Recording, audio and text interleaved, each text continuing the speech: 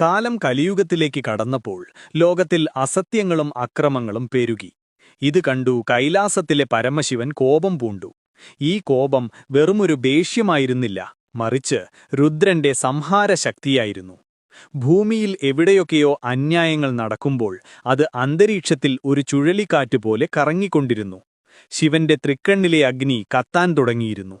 ഈ അഗ്നി ജ്വലിച്ചാൽ ലോകം തന്നെ ഭസ്മമായി മാറും. ശിവന്റെ ഈ ഭീകരമായ ഭാവം കണ്ട് ദേവന്മാരും ഋഷിമാരും ഭയന്നു. ഈ കലിയെ ശമിപ്പിക്കാൻ ശിവന്റെ മനസ്സിനെ തന്നെ തണുപ്പിക്കണം. എന്നാൽ അതാർക്കാണ് സാധിക്കുക? ലോകം നശിക്കാതിരിക്കാൻ ആദിപരാശക്തിയായ ദേവി ഒരു തീരുമാനമെടുത്തു.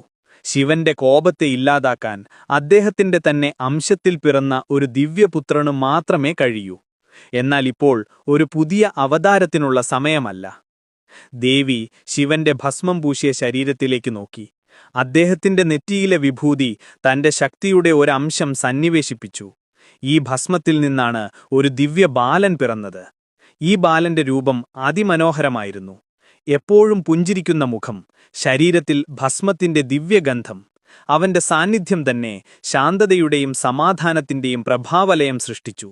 ഈ ബാലനാണ് കലിയുഗത്തിൽ ശിവന്റെ കോപം ശമിപ്പിക്കാനായി അവതരിച്ച ദിവ്യപുത്രൻ. കോപത്തിൽ തിളച്ചുമറിഞ്ഞ മനസ്സുമായിരിക്കുന്ന ശിവന്റെ അടുക്കലേക്ക് ഈ ഉണ്ണി ചെന്നു. ശിവൻ അവനെ കണ്ടപ്പോൾ ആദ്യമൊന്ന് ഞെട്ടി. കാരണം തന്റെ കലിയുടെ ഒരു ഭാഗം അടങ്ങിപ്പോയതായി അദ്ദേഹത്തിന് അനുഭവപ്പെട്ടു. ബാലൻ ഭയമില്ലാതെ ശിവന്റെ കഴുത്തിൽ ചുറ്റിക്കിടക്കുന്ന സർപ്പങ്ങളെ പിടിച്ച് കളിക്കാൻ തുടങ്ങി. ശിവന്റെ നെറ്റിയിലെ അഗ്നിയിലേക്ക് നോക്കി അവൻ ചിരിച്ചു. ശിവനെ ഈ കാഴ്ചയിൽ സ്വയം നിയന്ത്രിക്കാൻ കഴിഞ്ഞില്ല. തന്റെ എല്ലാ കോപവും മറന്ന് അദ്ദേഹം ആ കുട്ടിയെ എടുത്ത് മടിയിലിരുത്തി. അങ്ങനെ ഭസ്മത്തിൽ പിറന്ന ആ ഉണ്ണി തന്റെ നിഷ്കളങ്കമായ സ്നേഹം കൊണ്ട് പരമശിവന്റെ കോപത്തെ പൂർണ്ണമായി ശമിപ്പിച്ചു.